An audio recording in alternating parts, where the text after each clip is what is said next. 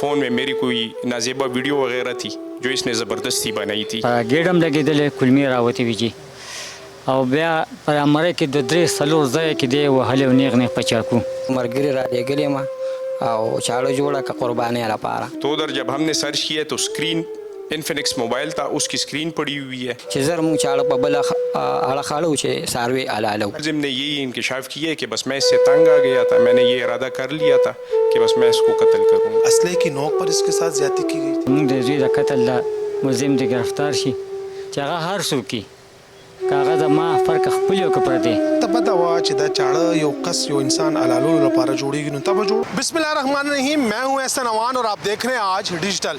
ناظرین, آج سے چند روز قبل پشاور کے نواحی علاقے داؤدزئی میاں گجر میں ایک نوجوان کی ذبح شدہ نعش برآمد ہوئی تھی.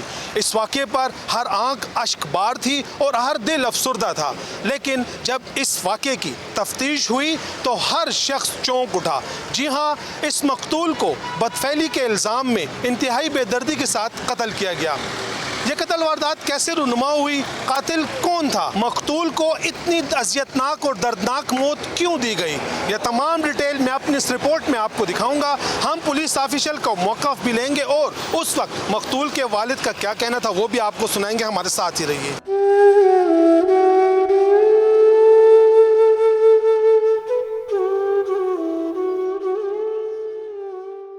جی ناظرین, اس وقت ہمارے ساتھ ایس ایچ او داؤدزئی نعمان خان موجود ہے. آئیں ان سے بات کرتے ہیں. نعمان خان, بہت شکریہ, آپ نے ٹائم دیا. ایک قتل ہوا تھا, ایک نوجوان کو ذبح کیا گیا تھا, قاتل پکڑا گیا, کیا انکشافات سامنے آئے, وجہ کیا تھی؟ جی اصل میں احسن بھائی یہ ایسی بات ہے کہ یہ آپ کو تو وہ ہوئے کا پتہ ہے, پورا علم ہے. ایف آئی آر جو ہم نے دی تھی بلائنڈ مرڈر کیس تھا, یہ ہم نے اس پہ ٹیکنیکل کام بھی کیا ہے, لوکل جو ہماری سورس ہے انفارمیشن اس پہ بھی کام کیا ہے. اس میں ایک لڑکا ہے جو ملزم ہے, عبد الرحمن ولد اعجاز, سکنا یہی میاں گجر کا ہے. عمر اس کی تقریباً 14 سے 15 سال ہے, 9 کلاس کا اسٹوڈنٹ ہے. اس کو جب ہم نے لوکل سورس انفارمیشن پہ اریسٹ کیا ہے, انٹروگیٹ کیا ہے, تو اس نے یہ کہا ہے کہ یہ لڑکا مجھے تنگ کرتا تھا. اس لڑکے کی کہ موبائل فون میں میری کوئی نازیبا ویڈیو وغیرہ تھی جو اس نے زبردستی بنائی تھی. یہ ملزم کا بیان ہے. تو اس کی نشاندہی پہ پھر ہم گئے ہیں. جس خنجر ٹائپ جو چھری ہوتی ہے, خنجر ٹائپ, وہ اس نے ایک گاؤں میں, اپنے ہی گاؤں میں ایک لوہار ہے, اس سے 2000 روپے پہ بنائی ہے, اسپیشل خنجر بنایا ہے, وہ بھی ہم نے ریکور کیے. جو موبائل فون مقتول سے لے کے گیا تھا تو اس کو اس نے توڑا ہے. اس کا جو اسکرین ہے وہ ایک گن کا ڈیر تھا, اس میں اس نے گرایا ہوا تھا. تو ادھر جب ہم نے سرچ کیا تو اسکرین انفینکس موبائل تھا, اس کی اسکرین پڑی ہوئی ہے. وہ خنجر بھی ہم نے وہ وہاں سے ریکور کر دیا ہے. تو بس ملزم نے یہی انکشاف کیا ہے کہ بس میں اس سے تنگ آ گیا تھا, میں نے یہ ارادہ کر لیا تھا کہ بس میں اس کو قتل کروں گا. ہم نے جب انٹروگیشن رپورٹ دیکھی جو 161 کا بیان تھا ملزم کا, اس نے بتایا اپنے اس بیان میں کہ اسلحے کی نوک پر اس کے ساتھ زیادتی کی گئی تھی. بالکل یہ بات کہی ہے اس نے, تو اسی وجہ سے اس نے قتل بھی کیا ہے نا. تو جو اسلحے کی نوک پر جب اس کے ساتھ زیادتی ہوئی, پھر اس نے اس کی خفیہ ویڈیو بنائی, پھر اس ویڈیو کے ذریعے وہ اس کو بلیک میل کرتا تھا. بالکل یہی بات ہے, اس کی خفیہ ویڈیو بنائی ہے. اس کی کوئی رپورٹ وغیرہ اس نے نہیں کی کیونکہ یہ ٹین ایج کا لڑکا ہے, 14-15 سال اس کی عمر ہے. یہ بیچارہ اس ٹائم ڈرا ہوا تھا. جو قاتل ہے اس کی عمر 14-15 سال ہے, تو مقتول کی کتنی عمر تھی پھر؟ مقتول کی عمر جو ہے وہ تقریباً 21 سال عمر ہے اس کی. اور یہ ملزم نے اور کیا بتایا, کتنی بار اس نے اس کے ساتھ زیادتی کی تھی, کب سے اس کو تنگ کر رہا تھا, اس کو لے کر کیسے گیا, کہاں پر اس کو زیادتی کا نشانہ بنایا, یہی جگہ تھی, کوئی اور مقام تھا؟ یہ تقریباً 1.5-2 مہینے پہلے کی بات ہے. ملزم تو ابھی یہ کہہ رہے کہ ایک بار مجھ سے اس نے زیادتی کی تھی. یہ جو مقتول کا جو بیٹک ہے جہاں پہ اس کو قتل بھی کیا گیا ہے, جائے وقوع ہے, تو زیادتی بھی یہی پر کی گئی تھی اس سے. انٹروگیشن میں ملزم نے کیا بتایا, چھری وہ کیسے لے کر گیا تھا, پلاننگ کیسے کی تھی, ملزم نے قاتل نے اس کو بلایا تھا زیادتی کرنے کے بہانے, کیا تھوڑی سی تفصیل بتا. دیکھیں یہ جو دوپہر کے ٹائم یہ گھر سے نکلتا تھا جو ملزم ہے, تو اکثر یہ لڑکا جو مقتول تھا یہ گھر کے سامنے یا راستے میں کھڑا ہوتا تھا. تو بس اس دن اس نے یہ پروگرام بنایا ہے, چھری اس نے اپنے پاس چھپائی ہوئی تھی, یعنی شلوار میں ڈالی ہوئی تھی, اس جگہ پہ ٹائٹ باندھا ہوا تھا. تو جب اس نے اس لڑکے کو دیکھے تو اس لڑکے کو کہے آؤ جاتے ہیں ادھر تھوڑی گپ شپ لگاتے ہیں. تو اسی بیٹھک میں جب گئے, جیسے ہی وہ لڑکا بیٹھا ہے تو اس نے ڈائریکٹ اس کے پیٹ پہ گزارات شروع کیے ہیں, پھر اس کے گلے پہ وہ کی ہے, تو پھر یہ بھاگ گئے وہاں سے. کیونکہ تصویر جو تھی مقتول کی, اس کو جب پیٹ پہ چھری ماری تھی تو سارے پھیپڑے اور اس کے جو اندر کے جو پارٹس ہیں وہ باہر ہی پڑے ہوئے تھے. تو پہلا جو اس نے وار کیا وہ پیٹ میں کیا؟ بالکل, پہلا وار جو کیا ہے اس نے پیٹ پہ ہی کیا ہے. اچھا, ہمیں بتایا گیا علاقے کے لوگوں نے جو ملزم تھا جو ابھی گرفتار بھی ہے حافظ قرآن ہے. بالکل حافظ قرآن ہے. اس کے ورثہ کیا کہتے ہیں؟ والدین آئے نہیں آئے؟ کیونکہ محلہ اور علاقہ تو ایک ہی ہے. ابھی ان کے والدین کے ساتھ ہماری بات چیت نہیں ہوئی نا, تو ملے نہیں ہیں, کچھ کہہ نہیں سکتے. ملزم نے کیا بتایا؟ گھروں میں تو چھریاں کافی ہوتی ہیں, اس نے اسپیشل چھری کیوں بنوائی؟ 2000 روپے کہاں سے لے کر آیا؟ چونکہ اس کی عمر تو 14 سال تھی اور وہ 9 کلاس کا اسٹوڈنٹ. اصل میں وہ یہ کہہ رہے کہ گھر سے مجھے 100 150 200 روپے ملتے تھے, وہ میں جمع کرتا تھا. 10-15 دنوں میں نے 2000 روپے جمع کیے. گھر سے چھری صرف اس لیے نہیں لے کے گیا کہ یہ تو قریبی پڑوسی ہے نا. اس کی سوچ یہ تھی کہ اگر اس کو چھری سے میں قتل کروں, گھر کی چھری غائب ہو تو لازماً گھر والے مجھ پہ شک نہ کرے. تو اس وجہ سے اس نے باہر سے چھری ارینج کی ہے, یہ خنجر ارینج کی ہے. جو چھری بنوائی تھی تو اس لوہار کو کیا کہا تھا اس نے؟ قربانی آ رہی ہے, جانور کے لیے چھری بنا دیں. بالکل, یہ لوہار کا یہی سٹیٹمنٹ ہے, لوہار کی یہی سٹیٹمنٹ ہے. یہ چھری بھی اس نے ایک دوست کے ذریعے بنائی تھی. اسے کہا تھا کہ بس عید آ رہی ہے, بقرہ عید ہے, ایک اسپیشل سی چھری بنا کے دو کہ اس سے میں بقرہ عید میں گوشت وغیرہ کاٹوں. تو عید سے پہلے اس نے بکرے کے بجائے انسان کو ہی ذبح کر. بالکل. یعنی ہم نے اس تمام واقعے سے یہی اخذ کیا کہ یہ انتقام تھا, انتقام لینے کے لیے اس نے اتنی عبرتناک موت دی اس مقتول کو. بالکل انتقامی کارروائی تھی, اس لیے عبرتناک موت دی ہے اس نے. یہ تقریباً 1-1.5 مہینے سے غصہ تھا, اس کا دل میں غصہ بڑھ رہا تھا, تو یہ سارا انتقام اسی دن اس نے نکالا ہے. ابھی مجموعی طور پر کتنے گرفتار ہیں, اور وہ لوہار بھی گرفتار ہے؟ لوہار تو گرفتار نہیں ہے, اس کی تو ہم نے اسٹیٹمنٹ ریکارڈ کی ہے, موجود ہے, اور شامل تفتیش تو ہے, کیونکہ آلہ قتل جو ہے وہ تو اسی نے بنایا تھا. اس نے اس پہ اسٹیٹمنٹ دے دی ہے کہ بالکل اس کے دوست نے بنائی ہے یہ چھری. اس کے دوست نے بھی پھر اسٹیٹمنٹ دی ہے کہ میں نے اس کے لیے بنائی تھی. قانونی ابھی کیا سٹیٹس کیا ہوگا؟ لوہار بھی شریک جرم ہوگا یا نہیں؟ اس کو تو پتہ نہیں تھا کہ یہ چھری کس لیے بن رہی ہے. نہیں, یہ تو دیکھیں گے تفتیش والے پھر کیا کرتے ہیں اس کا. سر دس ایک ملزم کے اوپر نامزدگی ہوئی ہے اور ایک ہی ملزم گرفتار ہے. بالکل, ایک ہی ملزم ہے اور ایک ہی ملزم اریسٹ بھی ہے, اور وہ یہ مانتا بھی ہے, اس کی یہی اسٹیٹمنٹ ہے کہ بالکل میں نے اکیلے قتل کیا ہے, میرے ساتھ اور کوئی بھی نہیں تھا. بہت شکریہ. تھینک یو. جی ناظرین, ہمارے ساتھ اس وقت وہ لوہار موجود ہے جس نے چھری بنائی اور اس چھری کے ذریعے پھر اس نوجوان کو بے دردی کے ساتھ ذبح کیا گیا تھا.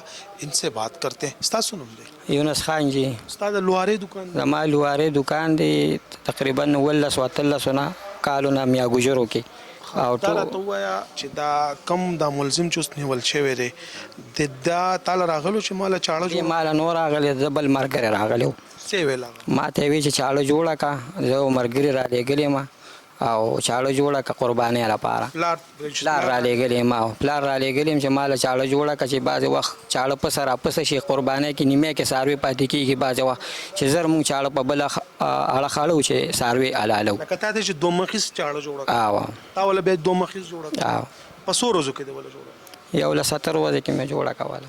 نه نو داسې داسې سپیشل چاړه وه چې دومره ټایم دې سپیشل نه وه خو مونږ ته کارونه ډېر لکه مونږ د زمیندارو کارونه کوو که نه لرونه هم جوړو رمبیم کودالې یوې موې هم جوړو نو څه اوس نه کوو د نیکونو د وخت نه کوو او دا خلک ټول ما پیژني دغلته ټول که نه چېرې دې دغه یو داسې څه خاص چاړه هم نه وه لکه بس په څو دې وله جوړه کړې په 2000 روپۍ. که تا ته پته وه چې دا چاړه یو کس یو انسان حلالولو لپاره جوړېږي نو تا به جوړوله؟ نه یاره هېڅکله نه خدای دې نه کړي چې مونږ ته پته لګي چې یاره یا دا لور جوړو یا دا چاړه جوړو یا دا تبر جوړو په دې به یو مسلمان وژندل کېږي نو مونږ به هېڅکله دا کار نه کوو. ولې به کوو؟ لکه میاں ګجر خو ستا خپله علاقه هم ده کله چې دا الګ سره دا کار وشو حلال شو نو هغه ټایم تا ته پته وه چې هم ستا په چاړه باندې نه ما ته پته نه وه ما ته صرف پرون پته ولګېره څنګه درته پته چې هغه هلک لکه ما پسې دی راغی که نه چې تاسو راشئ تاسو باندې پروګرام دا پولیس راغوا پولیس ته غواړي. نو زه خدای شته دکان کې نوم زمون کلی کې یو مسله وه، زه هغې له تلم، خو چې هغې نه راغم ماسخوتن نو بیا راته ملګري وویل چې تا پسې پولیس راغلی و. نو ما ورته ما خو داسې غلط کار نه کړی چې پولیس راغلی وي، نه د کیس باره کې راغلی. نو بس بیا یو نیمه ګنټه چې تېره شوه بیا دی راغه، زه ورسره ښه خشته راغم او چې کوم هلک دا کار کړی و هغه دلته ناست و. نو ما هغه وویل چې دا تا جوړه کړې، ما ورته ما دله نه ده جوړه کړې، د ده بل ملګري له ما جوړه کړې ده. نو بس هغه چاړه دې درته وخوله ستا د لاس چاړه؟ نو هغې نه پس ته بیا څه وشو؟ بس بیا زه دلته پروت وم. بس ستا په عدالت کې بیان میان هم ریکارډ؟ جی زه میا ګجرو یم، برکت علي مې نوم دی. او په دې محله کې نه په دې ټول کلي کې چې تپوس وکړې نو انشاءالله چې دې قسمه لکه خفګان یا چا سره کوو یا دغه لکه هېڅ قسمه څه دغه نشته. دا زما کشر زوی ما له خدای نور دامن مې شته، خدای مې ټول نه کشر زوی او ده په دغه کې کار کولو په دې اټک کې فیکټرۍ کې و او تقریبا یو 2 میاشتې کېږي چې راغلی دی او دغه د خپلو ملګرو سره اورېدو به او د پټي نه ما سره راغو څه کار هم کولو ګوټ کنداله زمیندار یو جي. هغه بس ما ته وایي چې دادا کور کې روټۍ را سره وخوړه چې دادا زه خپلې ډېرې ته ځم او 4 یا په کم 4 بجې راشه نو بیا به لاړ شو هغه کار به وکړو.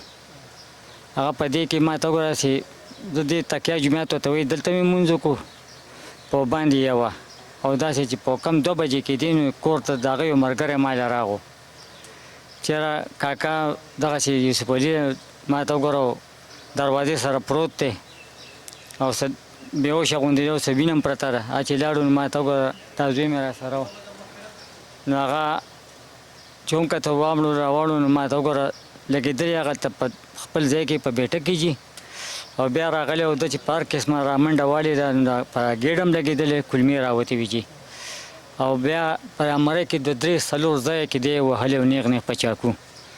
نو چې موږ وکتل موږ بېهوشه وي یا ساه پکې وي خو جي زما د زوی په ځای مړو. مونږ تصویر وکتو کاکا نو هغه خو لکه ډېر زیات بېدردۍ سره یې وژلی دی. بېدردۍ سره اوسه پورې پته ونه لګي چې دا څو اوسه پورې جي پته ونه لګېده. نو موږ وایو چې یاره د پولیس په ذریعه او جي د حکومت په ذریعه د اخبار په ذریعه چې زموږ د مقتول دی زموږ د زوی د قتل د ملزم دی ګرفتار شي چې هغه هر څوک وي که هغه زما فرق خپل یو که پردی خو چې زر تر زه دې ما ته وګوره بس خاص وشي زموږ دا ډول پکه لاړ شي. یوسف علي به کله تاسو سره څه خبره تره کړې ده چې یاره ما چا سره څه لانجه ده څه کونجه ده؟ یاره جي دا خبره یې ما ته نه ده کړې چې دا خبره یې کړې وې جی بیا به ځاړو نه به مې بل پازاب ونه بل زه به تلم او که هغه هر څه چې ما به ډایرکټ راپورټ پې کړی چې بهی زما زوی سره تناظر زما زوی یې مړ کړو خو ما ته دې خبرې هېڅ قسمه لا معلومات نشته. او نو هغه ملګري بس دا کوم راغلی دی دی ملګری دی زما د ډېرې ته به دې تلو راتلو لکه داسې و چې هغه مونږ وایو چې به زموږ بچي په رنګ دی او داسې مختلف 2-3 کسه به نور ما سره بار میلاو شو نو کېدی شي دغه د موبایل دغه نه پته ولګي لمبرونه لکه زموږ چې کله پولیس سره خبرو شوې پولیس وایي چې دې سره په موقع باندې به 2-3 ملګري به خامخا به وو نو تاسو څه وایي چې همدې ملګرو کې دې چا کار کړی که نه بهر نه څوک راغلي؟ یاره جي داسې کار چې زما زوی خو په خپل ځای کې شوی دی بهر نه دی خو لکه موجوده به سره یو هلک بچه و نو لکه په ده به زه نه خفه کېدم یاره دا دوست دی او نو که داسې خوږ شوی چې تر راوستو هلک ما به صحیح کړو ما به دې خپل ځای ته ډېرې خبرې وکړي چې بچی زما دا ځای دی دا خو ما ته وګوره دا خو د کور مثال دی او دا یو هلک چې تا سره راځي بلکې زما په ډېره کیلشیشن سپی دی غټ نو سیوا دا زما د زوی سره چې کوم هلک و ده سره بلد و او نور انشاءالله چې تاسو دلته 50 کس هم لاړ شئ نو ډېرې ته ورتلی نه شئ دننه مضبوط سپی دی الشیشنه.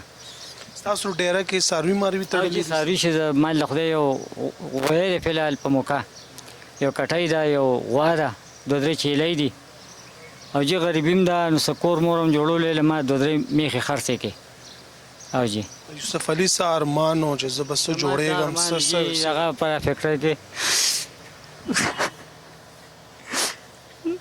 دې فیکټرۍ کې خلک وړي جي نو دې فیکټرۍ نه چې راو دا وي دلته څه ټایم پاس کولي 40,000 روپۍ راکوي بله غټې دغه ته مې کړی کراچۍ ته پلی مې کړې ده انټرویل هم تللی دا وي چې راپسې که خیر یې وشي نو زه به ځمه او زما دا ارمان وي دا تا ارمانونه به زه کوزم او ډېر داسې 19-20 سال کې عمر کې به وځي او دا کیمیکل ډوکلمې کړې وه د ډېر اثر مې ورسره چودی دی په غریبۍ کې لکه ګوري دا خو کلی دی او جی کلی کې ډېر زر خبر رسی او پتم لګي چې چا کړی چا نه کړی تاسو ته اوسه پورې چا د څه خبر دغه پولیس جی هم راغو هغه مو شو خو لکه فی الحال چا صحیح معلومات نه راکړي او جی زما دا بیټه کې زما دا کور دی چې کوم ځای کې پروت و مخامخ ما سره مدرسه ده او په کم 2 بجې ما اطلاع راغو یو نیمه بجې هلته لمونځ کېږي نو کم از کم دی کې سړی وړاندې وروسته لمونځ هم وکړي ماشومان مې لوی مې واړه مې نو که چا صحیح کړي خو ما لکه چا اطلاع رانه کړه چې ستا زوی دې پلانکي وجلی دی څنګه چې تاسو ویلې چې تاسو دا زوی به ملګرو سره به ګرځېدو نن سبا ملګرتیا شته یاره جی نشته خو چې سړی راشي او بچی سره دی ولاړ وي نو د هغه مخکې خو سره एकदम دا نشي ویلی چې بچ دلته مه راځه خو بجای د دې چې اوس زما په لحاظ سره چې هر پلار له پکار ده چې بس ما ته وګوره زوی سره چې څوک وي چې واړو بس څوک وي نو ځان له ژوند تېر کړي لکه پلار چې کوم دی د بچي ټولو نه ښه ملګری مور او پلار دی پلار دی جی خو داسې دا مې ملګری دا ملګری یاره کور مالت خبره وشي یا داسې چې هغه ستا تربور زوی وي یا ما ته وګوره د تربور ما ته وګوره داسې نږدې خپلي نو ته خو دا ځوان بچي ته داسې نه شوی چې جي دی لرې کوو دا دی ولې راوستو حالانکه چې دی به بیا زما نه شاپشا شو ما به ځان له کړو ما بیا دلته ټوک ورکړو مې چې بچی زما دی مې داسې حالت نه دی کړی خورې مور به دي نورې ځانه به دا خو مې کور رسته داسې بېټک هم نه دی او نو بلکل زما زوی فی الحال دغلته یوازې والله علم چې خپل کس ورغلی دی او دا ګیټ ورته لرې کړی او نورو کسانو وچلی دی او که نه ده سره داسې کار شوی دی چې ما ته وګوره د وړاندې نه وړېدلي وي زه ته زما او دی تللی دی او دی فرقه غځېدلی دی په کټ بستره باندې او دی پرې راغلی دی او دی هلته والی دی नाजरीन ये वाक़या वालिदैन के लिए एक सबक है क्योंकि वालिदैन बच्चों की बुनियादी तरबियत तो करते हैं लेकिन अपने बच्चों के साथ आप दोस्ती भी करें ताकि इस किस्म के वाक़यात अगर सामने आए तो वो आपसे खुलकर बात कर सकें। अगले प्रोग्राम तक इजाज़त दें और देखते रहिए जुर्म दास्तान।